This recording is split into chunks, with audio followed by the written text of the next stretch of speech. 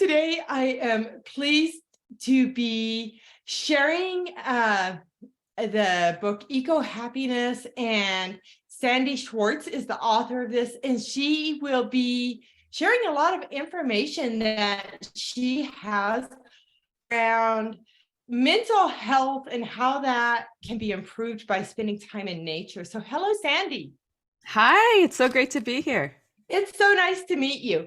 So tell me a little bit about yourself, how you sort of got into wanting to write a book about spending time in nature and the benefits that this has on our children and us as adults.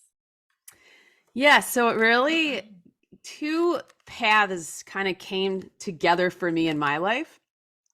So the first path was my interest in environmentalism and wanting to save the planet. And that really began when I was in high school. In 10th grade, I cleaned up a dirty, polluted river in my area in New Jersey. And I was very involved in the Nature Defense Club. That was the environmental club.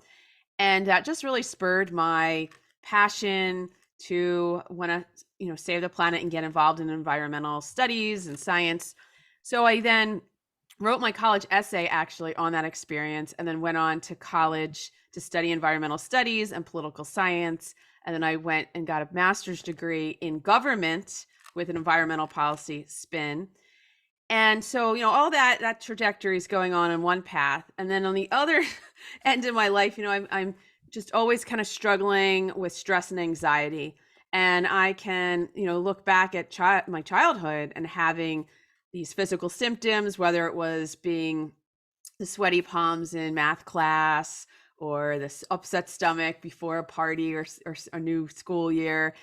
And it just kind of, went on and on and on. And until I struggled with infertility and also some issues during the pregnancy. I had preterm labor, I was hospitalized. I mean, all the things that could go wrong and cause more anxiety, plus all the hormones that were on top of all that.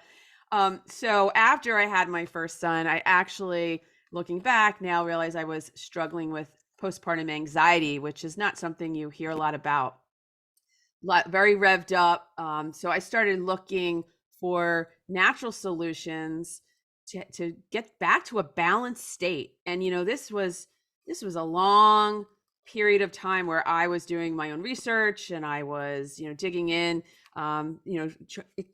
experimenting with different therapies, I've, cognitive behavioral therapy. I didn't really want to just take medicine. I wanted to try to, address these issues in a natural way. And so I then got into the world of positive psychology.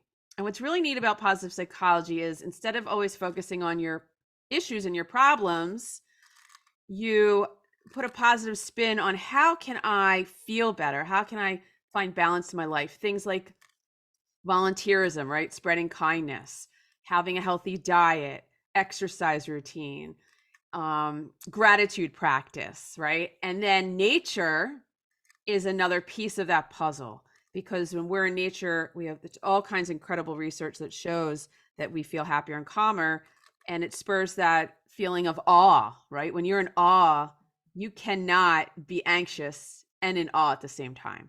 So anyway, it all kind of came together where I kind of came full circle to my love and interest in the environment. And now I was able to explore it and pull together all that research for my book from that mental health perspective, which really no one else was doing. So that's how there are these two kind of intersecting paths that came together. And that's how Finding Ecohappiness was born. I love that. And you've said about 5 things. I think we could have 5 different episodes based on those 5 things right there, because I don't know how much you know about me, Sandi, but I'm working on becoming a certified life coach. So the positive psychology right there, focusing on what you want and what you're doing, that is really interesting to me. But I'm going to stay in our lane for the moment. And if we have time at the end, maybe I can come back to some of the other things. So as far as getting outside, this is why when you approached me to be a guest on the podcast, I was like, yeah, because I am a pretty big advocate of getting kids outside, and I've seen the difference in my own life. We hike a lot and kayak and do different things like that. And I do specifically. My kids aren't into kayaking, but they do, especially my youngest loves hiking, and it is a huge benefit. Like even when my children were really young, like I'm talking 3, 4, 5, if they were in a mood, what did we do? We got outside. I don't care. And they were pretty fortunate as far as our backyard was sort of like just nature. Anyway, it was a good backyard. But then we also live in an area where outdoor adventure is a year-round thing and awaiting everybody. So yeah, we got outside, and that could turn a sour mood upside down, right? Right. And it's fascinating because we've all known this for many generations, hundreds of years. But now, in the last, let's say, 2 decades, there's hundreds of studies. Like the researchers are now finally proving it scientifically that it works. And so that's why it was really interesting for me to jump into this, because it was benefiting me. But I wanted to also pass it along to other parents and other caretakers, and kind of like the handbook I wish that my parents had when they were raising me, because I Oh, needed that more, when I was having these, the stress, the anxiety, and you just kind of, it was ignored for many, many years. And I had to figure it all out really in my 30s, so oh, yeah. And I had to figure okay. out So myself. Yeah. can I ask you, where did you grow up? And was it sort of an area where getting to nature was easy or a little more difficult? Yeah, so I grew up in a very typical suburb outside of Philadelphia in New Jersey. And as kids, and I grew up when we were playing outside a lot in the 80s. But during that time was also when that sort of those scares started happening, when kidnapping was like becoming a bigger issue. And so the parents kind of started to pull back a bit. Now, I remember being a young Mm. child, and we used to play on our front yard with neighbors. We would play wiffle ball for hours. We also had some woods in the back that we would go exploring. I remember riding my bike. I even said to my mom now, I said, you let me ride my bike across the highway. I mean, when I was more in middle and high school, I would go to the library, I would go visit friends. So it was, we had a lot more freedom. And now, depending on where you live, obviously, but my kids are now in suburbs as well, and it's such a enclosed area, and it's very rare that my kids get to really run freely. But Ah. what my big kind of pitch with my book is that, yeah, there are people who do live in more rural communities, and they're just always kind of running free, and they have access to that.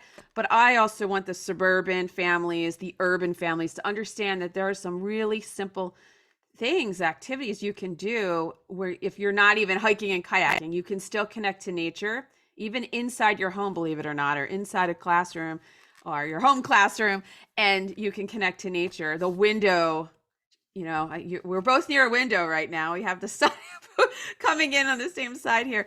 And just taking the moment to look out the window and taking those breaks is beneficial. And that's what the science is showing. So you don't have to be immersed in camping and hiking to benefit from it.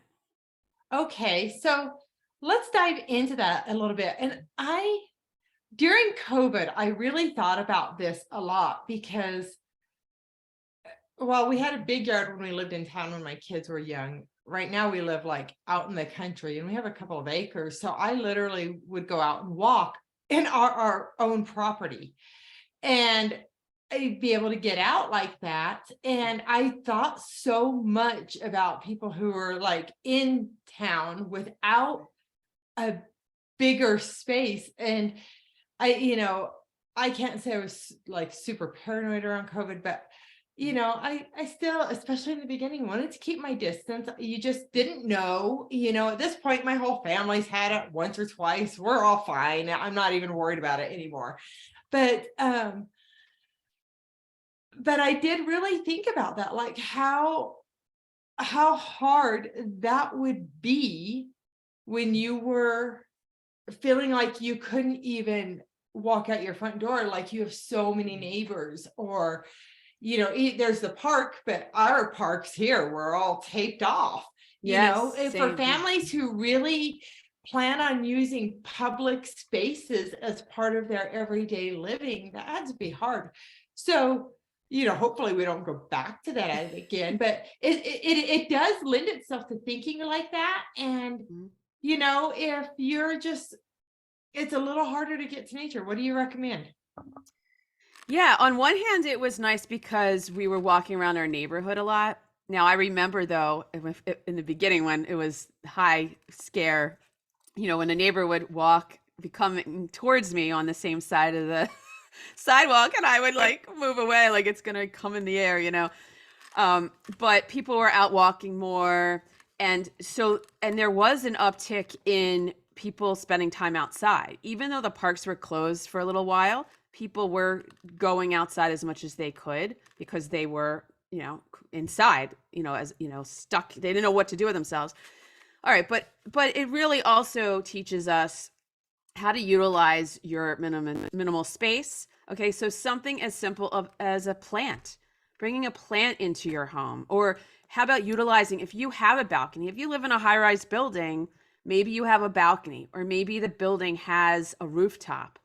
Those are two gems that you can utilize, whether you're growing your own plants in the balcony, whether you're going outside just to do some work, read a book, have a meal.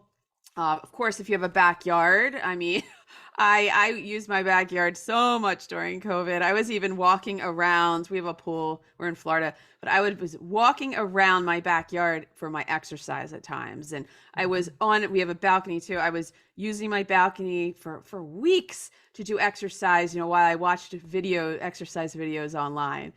And so you kind of adapt to those situations. But the good news is you can even see nature on a screen. You can even look at a beautiful photograph of nature on a wall in your home.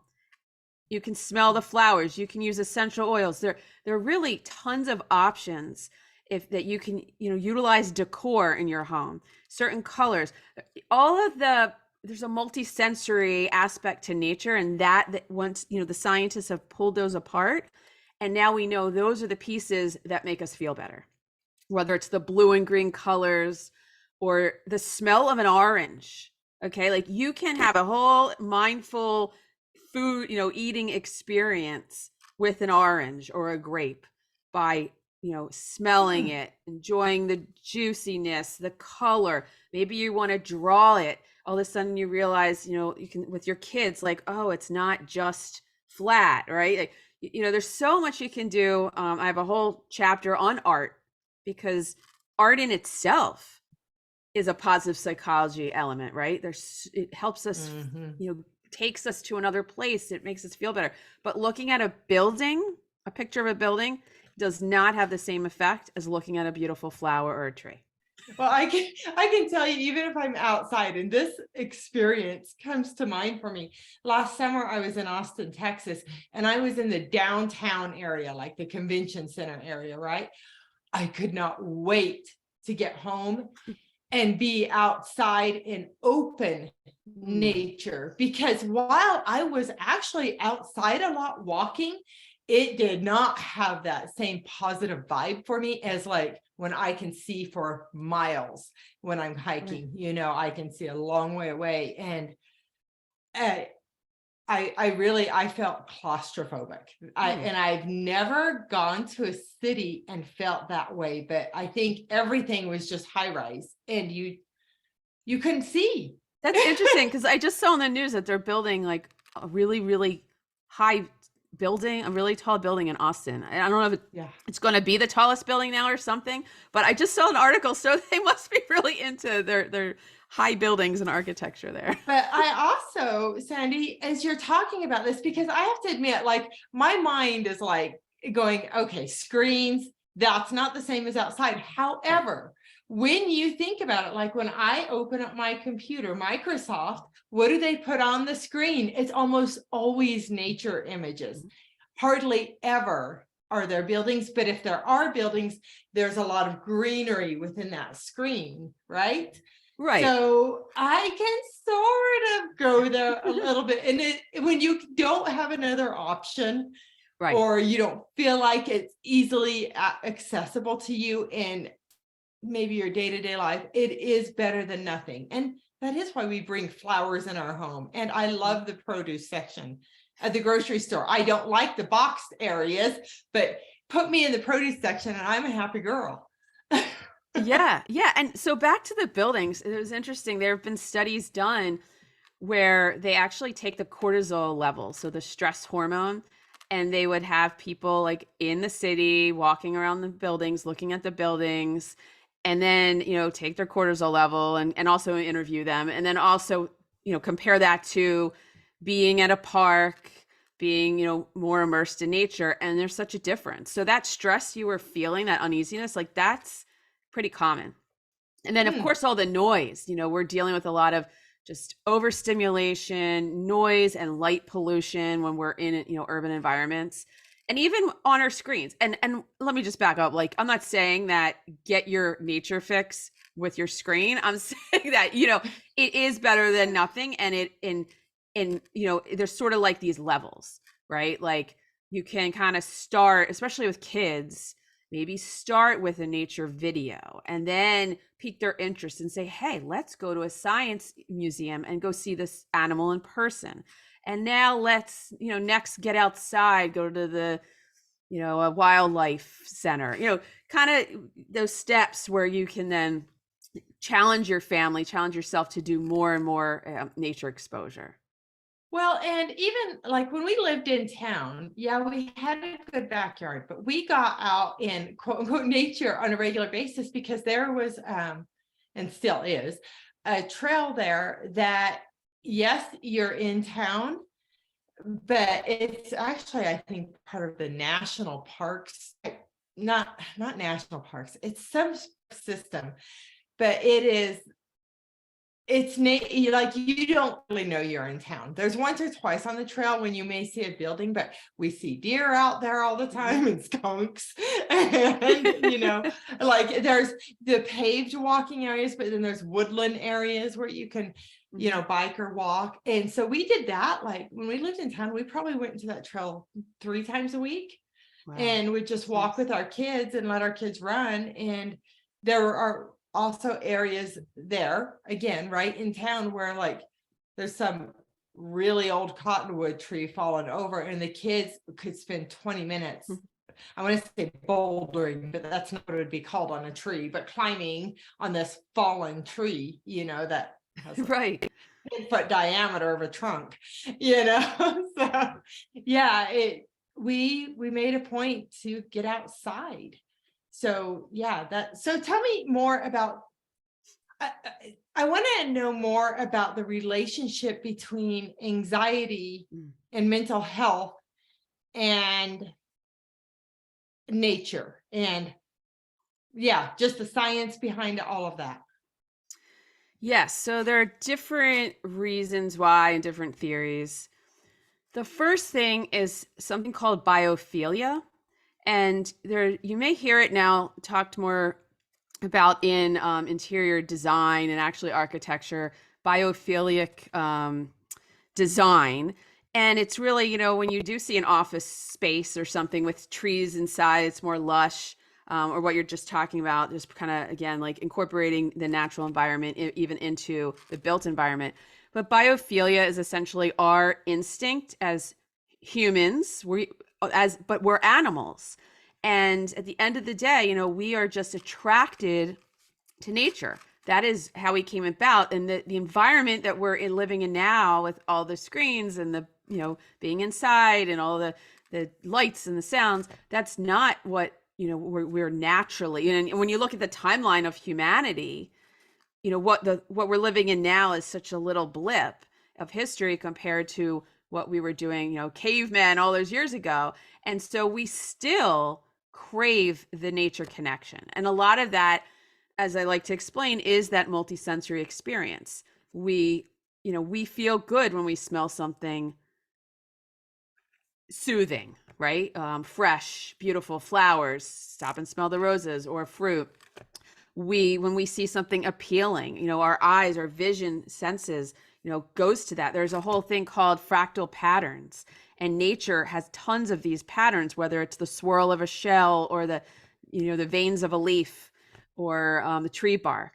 And they've studied like brain waves. And when we're looking at these patterns, we are calmer and we're just attracted to them.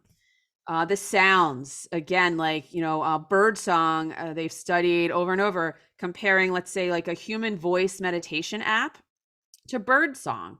And bird song wins out every time. It's just, and it's not just, again, like anecdotal response. They'll interview people who are being studied, but they will also take their cortisol levels, and they'll see that they, or their heart rate.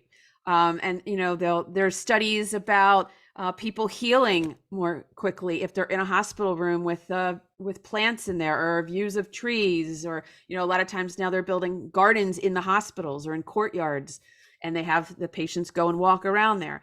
So it's all really having that access, and then the key is being mindful, right? We can go on a walk in our neighborhood, we can take our kids, but if we're just worried about the chores and the errands and cooking dinner and our work and all these, issues that are stressing us out, and we're not paying attention to the beautiful birds chirping and the beautiful, colorful, leaves and flowers we're passing by, we will miss that experience.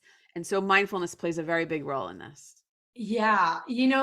That park that I was telling you about that we would walk out at, excuse me. I always wondered this. And now I didn't have earbuds in because especially when we lived in town, my kids were much younger and I'm interacting with them, right? But when people were out there on their own running or jogging and they've got their earbuds in, I honestly am like, why? This is so like, I'm sorry, I have a frog in my throat here. But I just felt like you've got to be missing out, because even if I go to that park on my own, and Sandi, I love podcasts. I am a podcast junkie, but I don't listen. If I go hiking, even out where I live, I won't see another person on the trail. And I don't wear them. Well, and for a couple, like I like being aware of my surroundings, and we actually have like mountain lions and things where we live. Like right now, I'm not hiking that trail because there is a mountain lion in our area. But I'm like, I feel a little vulnerable out there. Like people don't worry me, but mountain lions do.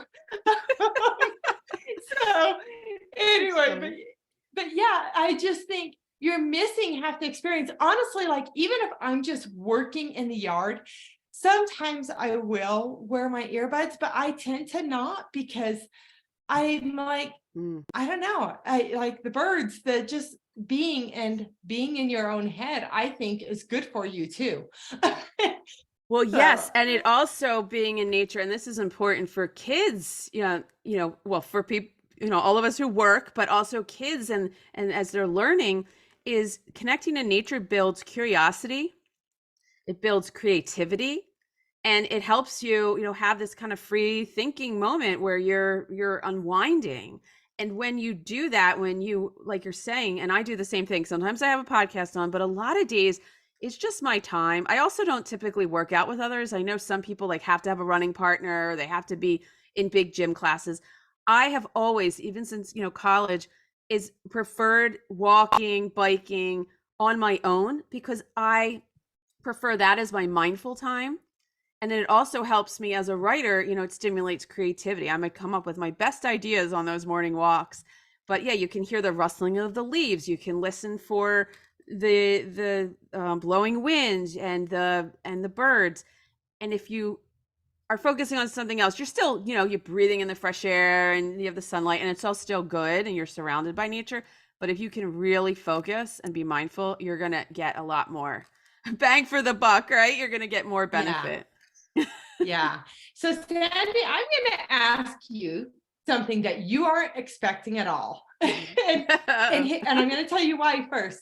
My goal in this podcast is to always leave parents with some ideas they could like implement today, or they could implement in the future. But even if they never went to my website, your website, didn't read either one of our books or whatever, I am like, how can we help people if this is the only thing they ever get from us? So something I've been starting to do in some of my podcasts is just introduce parents to some ideas of things they could use to lead a homeschooling activity. And I want to preface that by saying it doesn't have to be a huge group. It could be a homeschooling activity for just you and your kids.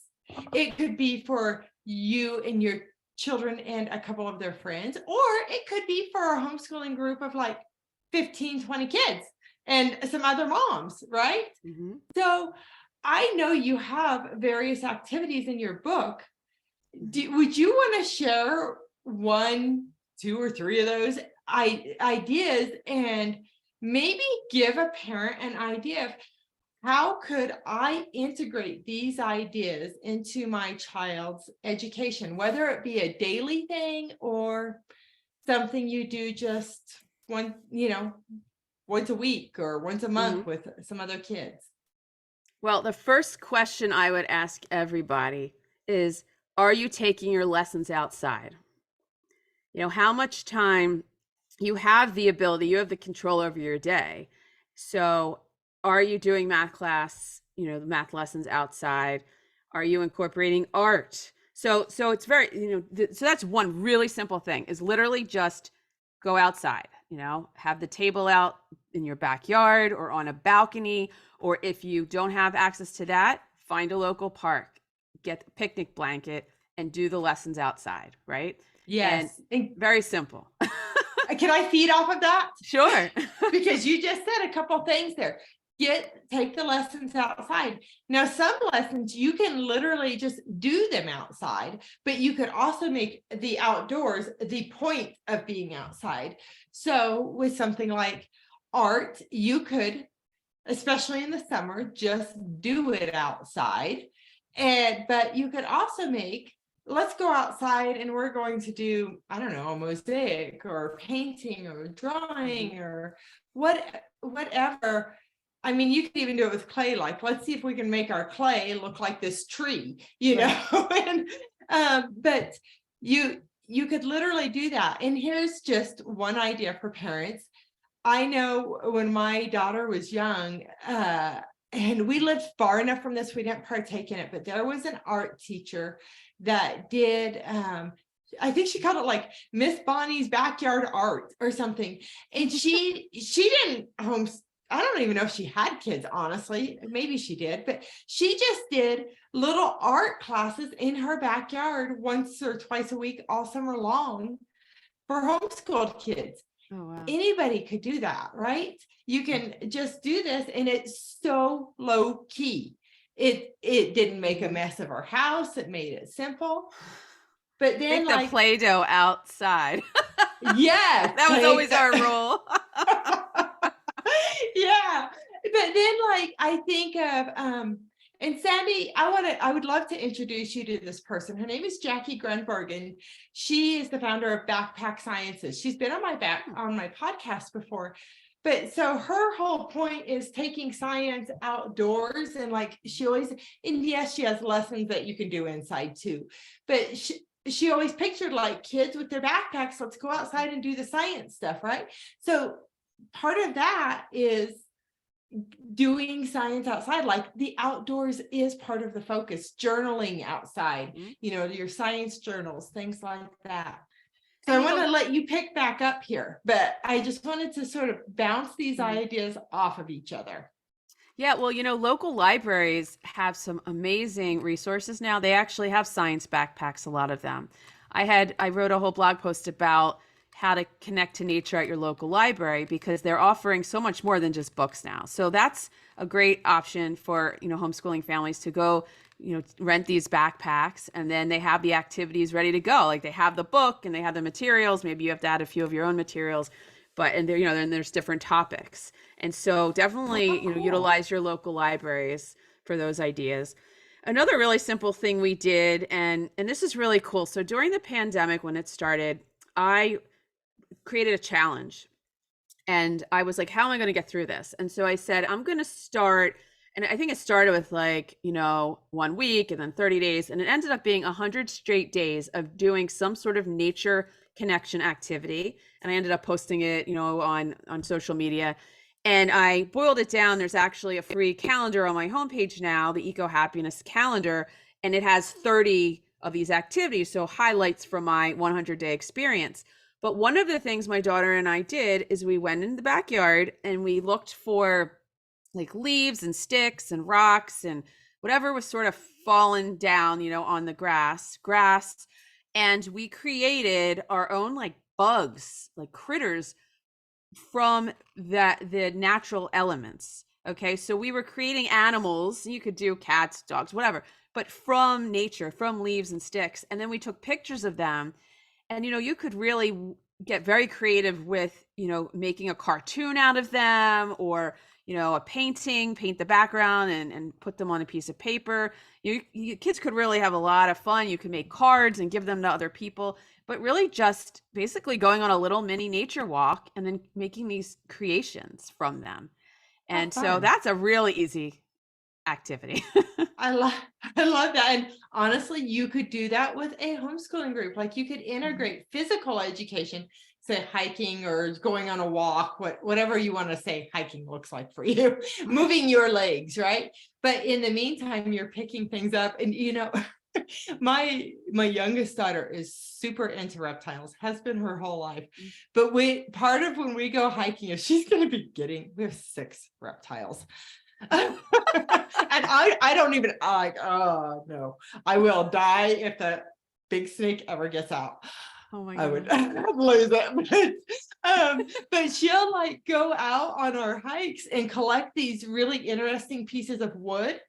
And then she like treats the wood and all the things and puts it in her reptiles enclosures. And it seems like she's always changing one reptile's enclosure or another. But honestly, her room, I love her bedroom, even though we have 3 lizards, 3 snakes, and I'm not a snake fan. Okay. Me either. It's hard for me. It was hard for me as a mom to get over it, but it's I always think she's the next Jane Goodall for reptiles. Wow, she's so a neat. walking encyclopedia. But what I was going to say is her room is so soothing because she has all these reptile enclosures full of plants. She has shelves with plants on them, and she's very minimalistic. So I love her bedroom. I can hardly be in there because of my allergies, though, because dirt makes me sneeze. So we have all this substrates, right, in their enclosures. But her room is amazing because of all of the plants. And wow, that's amazing. And you were talking about I can't remember what the word was, some sort of, it alluded to patterns in nature. And I thought of her snakes.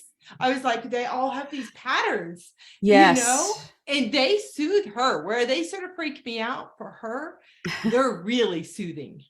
It's funny because actually in the animal chapter of my book, I talk about, because I have a real fear of snakes and alligators, but well, you live in Florida. I think it's probably warranted.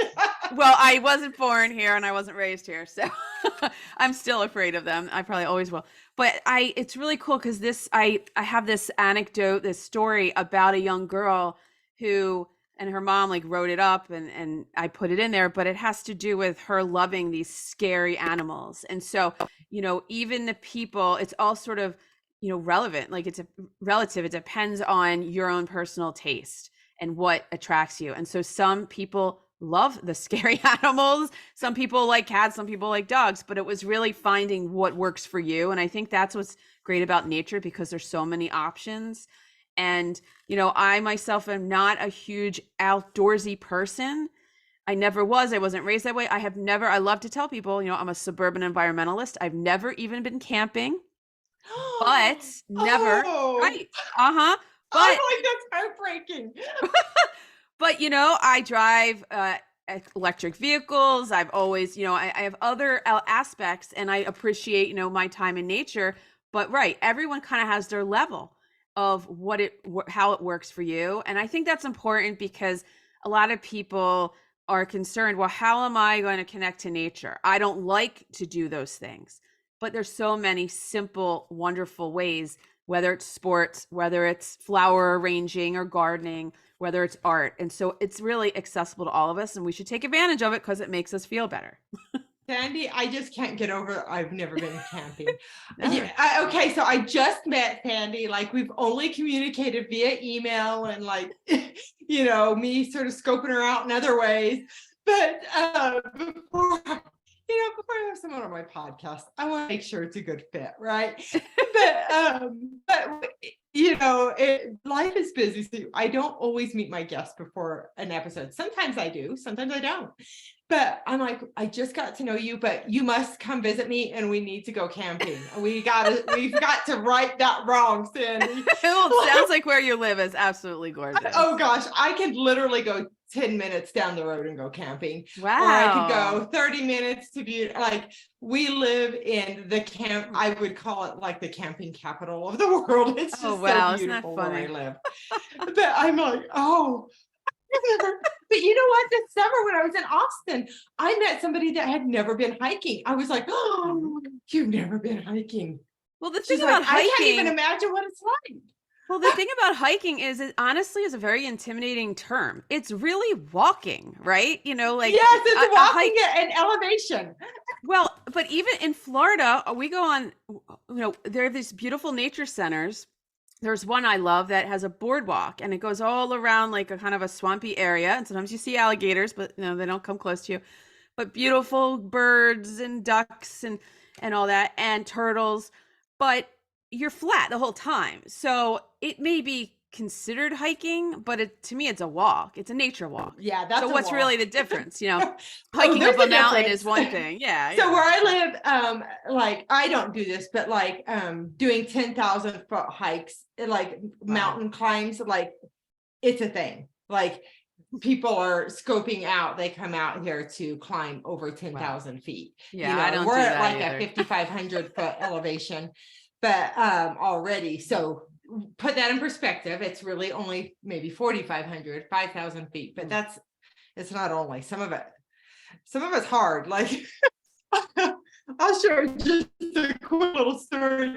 So with my husband and I have been kayaking since 1999. Literally he bought them for us for our first Christmas. And at some point we went, we have all this small stuff for kayaking. We should take up backpacking. Now, shortly after we took it up, I ended up having excruciating back issues that forced me out of both hiking and kayaking for years. And now I can do them both again. But our very first hike, we learned not hike, but backpacking trip. We learned so much. Number one is, at least at that time, you should not use Google Maps for your hiking trails. You should use a true topographical map.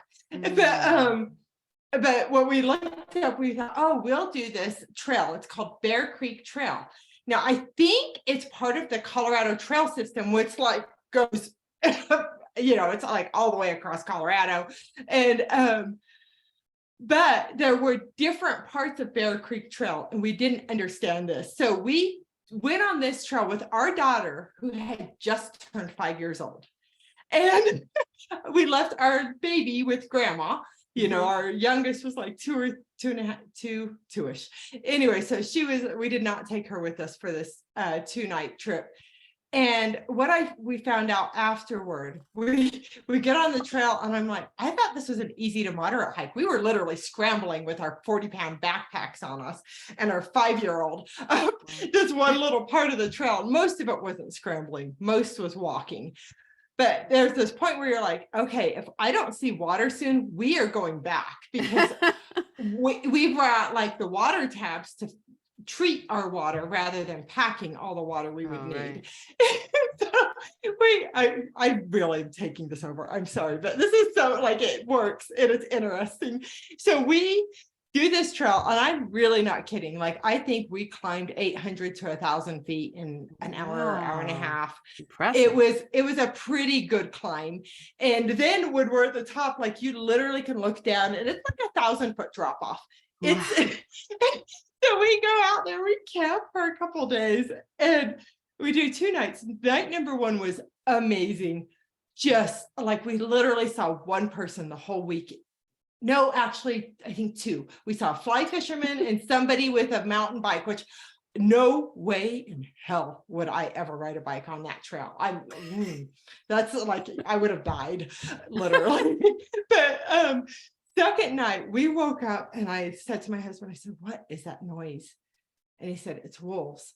Oh my goodness. I said, "No."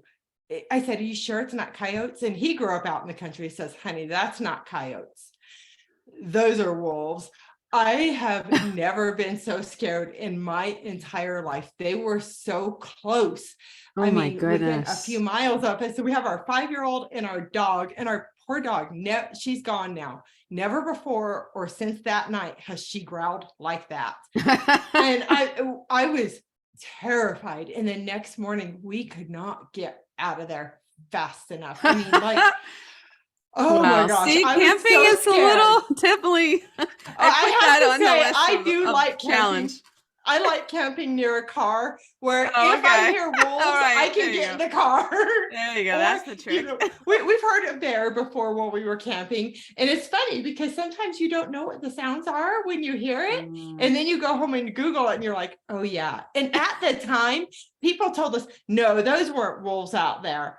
Those were coyotes. And I'm here to tell you, they were wolves. And now, let's push forward a decade later. It is well known there are wolves in that area. But back then, even just those many years ago, people didn't think we had wolves out there, and we did.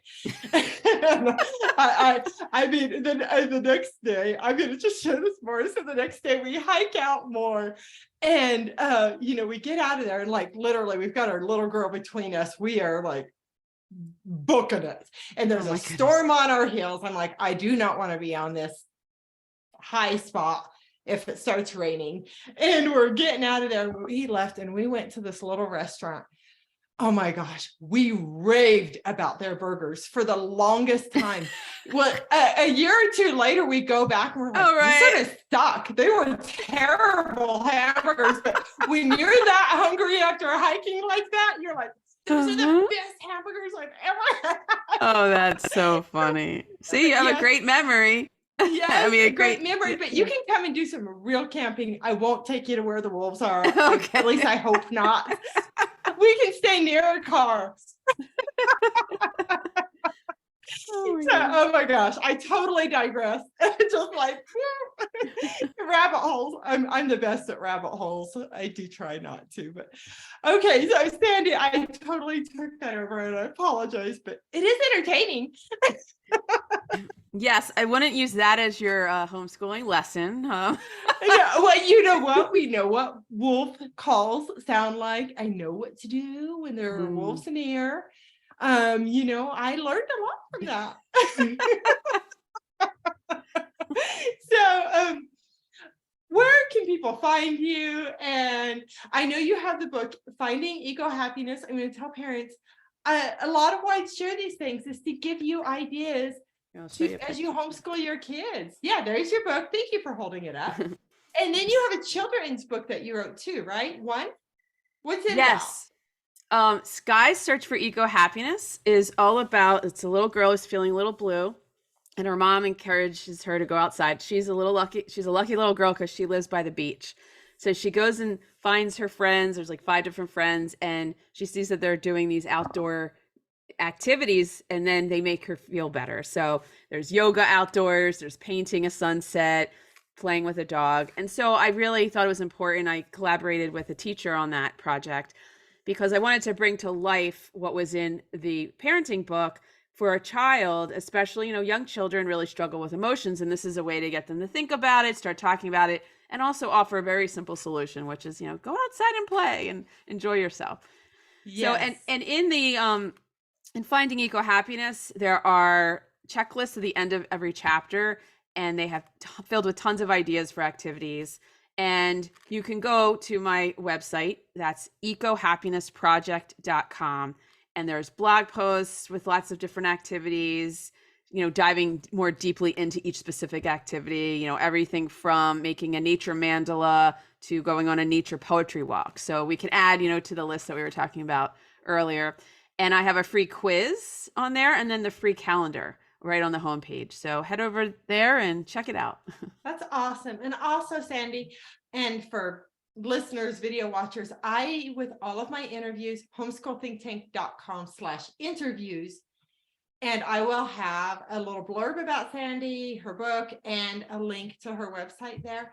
So, because I fully recognize my mamas or parents who are listening to this are probably doing the dishes and don't remember all the things, but they do remember homeschoolthinktank.com/interviews, where they can learn more about my guests, because that just makes it super simple for you. But thank you so much for being my guest and just bringing this conversation and helping parents just think about, let's make a point to get outdoors and integrate outdoor things to the best of our ability, and maybe sometimes ways to bring the outdoors in, and how that can help their children and themselves improve their mental health. And when you're getting outside, your physical health too. So, because whether it's a walk or a hike or a bicycle ride, it doesn't matter. If you're getting outside, you're moving. So that's a good thing. Exactly. Well, thank you so much for having me. All right. Thanks so much, Sandi.